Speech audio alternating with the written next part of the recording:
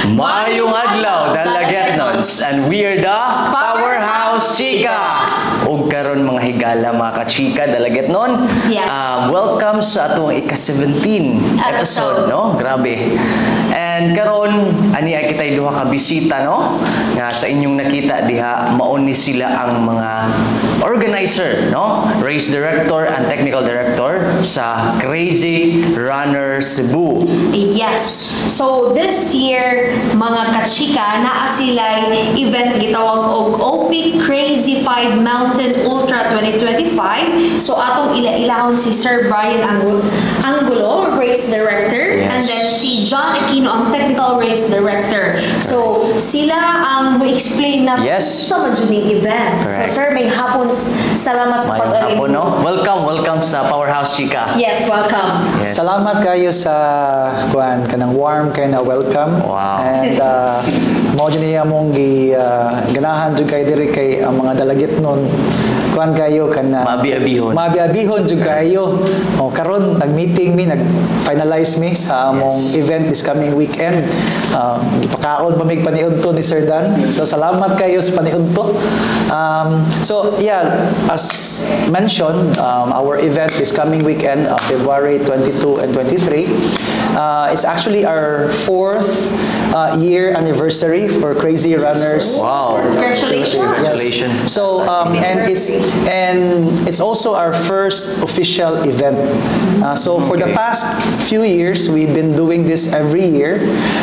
Since 2021, it was initiated by a few crazy individuals na nganhi diri, naka-decide lang na managan diri. And then in the middle of a storm to mga panahon na. Wow. So nag-unuan, gi-finish ang 50 km.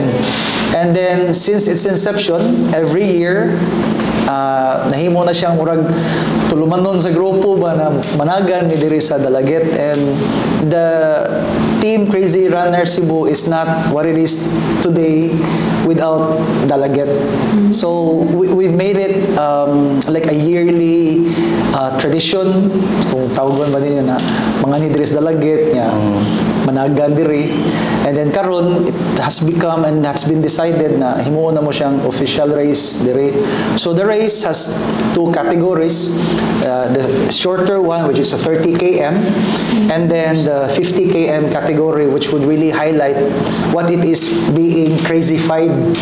So kung makahuman ka na matawag na ka crazified, so crazified na ka.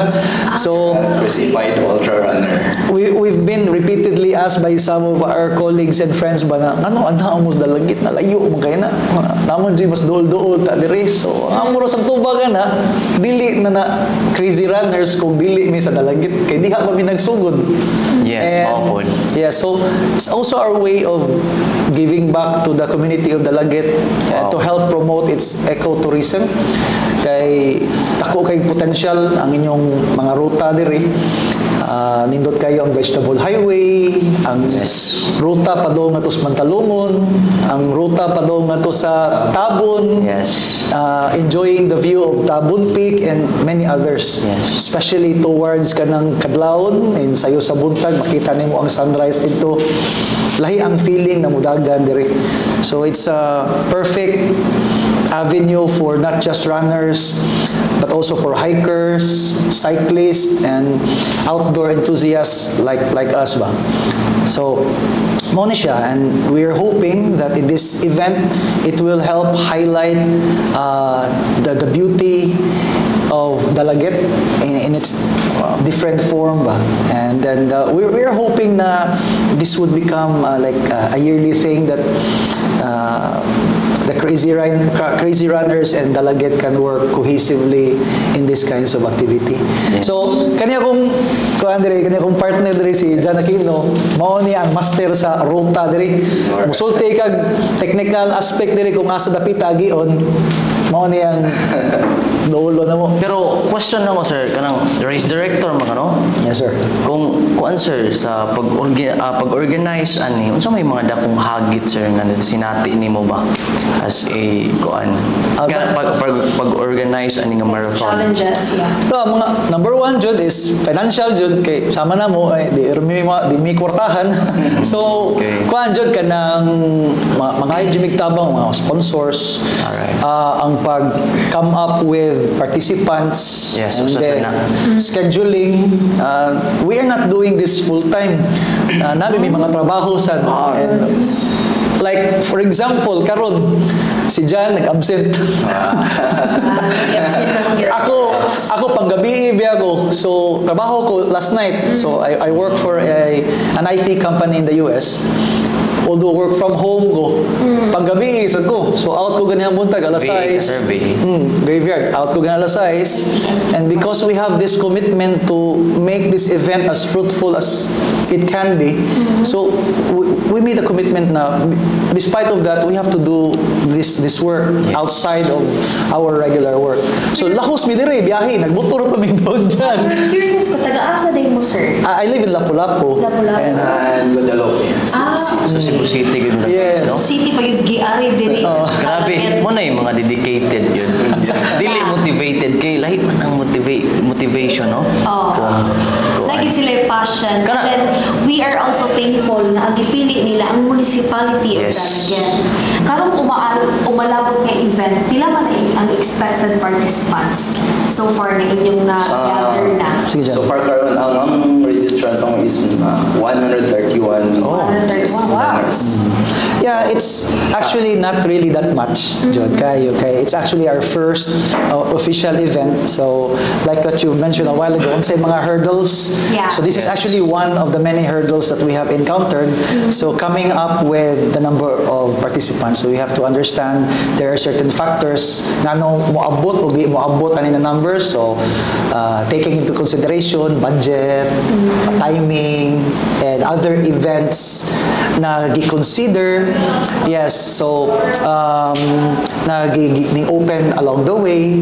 But nonetheless, we are not really looking to that because kanang dili man ingon na negosyo nga mo mura mig nagkomedyahay bitaw mi one time kana to abay kanang serbisyo publiko ditapal ni ato kay kanang dili man sa tinuod lang wala jud mi makita ani kanang tapal pa noon pero tigdaghana and Just entertaining runners. yes, and like what you said, it's our passion and it is our joy to provide this kind of service. And in relation to the name Crazy Runners, morobag crazy me, nabuang mi sa love for the love of running actually. And so karon kanang among gibuhat is our way of kanang making it may sound like a cliche, but we're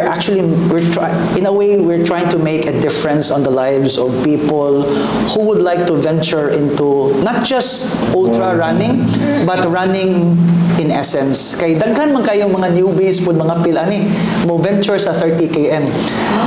In the onset, not bad good ba ang Yeah, and speaking of newbies, pananglitan, mo decide din mi, mga Yes. pinta doon sa mo, yapin na to si Miss Amy, pila may registration na sir, o naaba, or bilang Kana. akas pa pag sa event this Saturday, Sunday, kung sa Sige, may Jan. buhaton nila. So man, pero wa pa mo nag-cut off, sir. Or nag-cut off na mo? Supposed to be wala nag-cut off na ang Alright. So, Cut off na. All our nag-polish na lang. So, kuha na lang yun ang magyari dito. Coordinate na lang sa mga sa area sa among kuha. it just so happened lang na this week we are actually fine-tuning our preparation for the weekend. And then I was coordinating with SKF Sir Danilo. Yes. And then through Sir Gian Pod. And then we were invited. To come over as requested by Sir Dandan to make the final preparation. So and that's why we're here. meeting nila ni Sir Amay and the rest of Sir Redem and the rest of the team. And then it just so happened na wala gina na we're invited for this interview. So hagbay rang close ang among registration. So Gusto na closer. Last month. last month na kay we have to give way for our suppliers to comply with the entitlements. Yes, but rest assured, like if you mention naman if this will become yearly event, hopefully para sa next na po yes. yung event, hopefully maka-join ang atong taga-dalaget. No? Yes. Kasi ang mga taga-dalaget ng po, sir, kanabay uban po. Yeah. Last month, this month pala, I'm sorry. So this month, nagpa-mountain bike race. Yes. So, daghan ang mga into fitness ba na mo venture mga new sports. So, malay din niyo, sir, next year na ay ganahan mo apel. Actually, gi-open up to ni Sir Randy, Cap Randy, na ganahan si Mayor na i-venture ang possibility of opening a trail race here. And it just so happened na this is also something that we can do. We will see. Ni ana, sir, like, hopefully, kanang maka-join ni Pohon and then good luck sa inyong event this Saturday, Sunday, and we are thankful sa whole, in behalf of the municipality of Dalaget, thankful mi nga kami yung gipili. Yes. Thank you po kayo sa inyong warm welcome and support. The LGU has been very, very supportive since the time that we've coordinated with them last year pa lang daan. So supportive, especially to Mayor. Supportive si Mayor. Salamat jud kayo. Grabe jud kayo among gratefulness ni Mayor jud. Salamat jud kayo. Ang ato ang gun start would sa 50 km kay at 11 p.m. 11 p.m. This coming Saturday.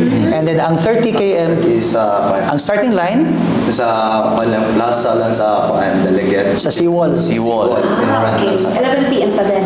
In front sa I Love Dalaget? Yes, exactly. Okay. So, the municipality, the residents of Dalaget are free to watch the gun start because it would be a very festive niya. Wow. Kuan kana siya kanang inspiring kay na siya for those who would like to try running. Makita nila ay nana din na di ay ang apil ultra di ay nana din nila ang grupo di. Atangi. Yes. Atangi. Mga katsika. So as early as 9 p.m.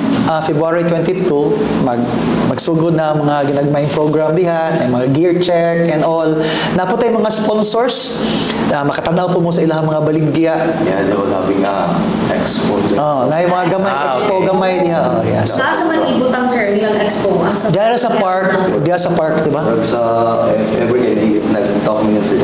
Sa may kuhan lang siguro. Tennis court. Was lang tennis court. Somewhere diha sa tennis court o sa kuan. Somewhere diha sa sulod sa Dalaget Plaza, diha ra jud makitaan. Yes. Sa muna siya Saturday. And Sunday. Sunday po, okay, Saturday and Sunday. Sunday, kano sa mga mahuman ang concert? Race. Race. Ang finish line, Ang starting line ug finish line maura gihapon. Kay mo loop man na siya. And then ang finish time is 12 noon. That's the cut-off time. That's a cut-off time for both categories. Then ikaw, Don Osvaldo, nakaipangunta na? Wala na yun kay nasaysay na yun nila, no? Okay, so muna lang ito siya, sir. Once, we would like you to invite our viewers, Yes. sir, to please watch sa event this Sunday. And then, basta na may ganahin pa shoutout niya, inyong family, Ito, shoutout friends, sa and loved CRC ba ones. So, i-invite sa inyo una ko sa shoutout. Sige, go. So, malang shoutout naman sa Tibok CRC team, sa mga kuan diha, sa Warcrums, auntie and uncles, mga Disney princesses so far mga around to. Shout out day sa Crazy Mountain Goers. Usa sila sa mga participants this coming weekend. Among with many more teams, Team Static, Jaguar, so pa? ADR. Team ADR from Northern Cebu. Also There's also from Argao, the Team Orga. Team Orga. And also the teams in Dockers. Yes.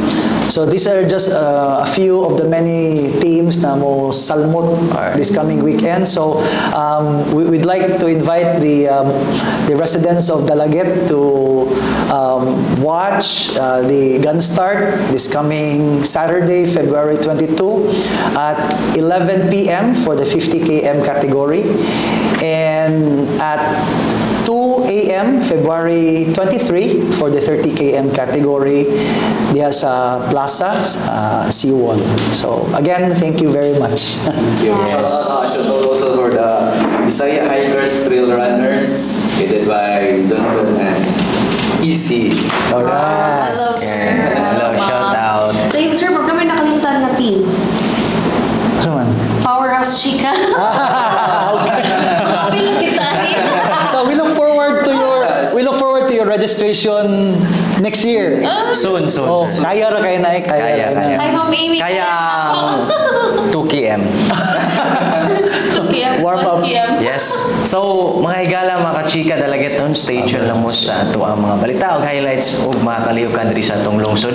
Kini inyong ubos nga higala, Don Osvaldo. Og daghang salamat mga kachika sa pagpaminaw. Don't forget to hit like, subscribe, and follow Dalagete Entertainment Hub and Municipality of Dalagete. My name is Casmer. And we are the Powerhouse Chika!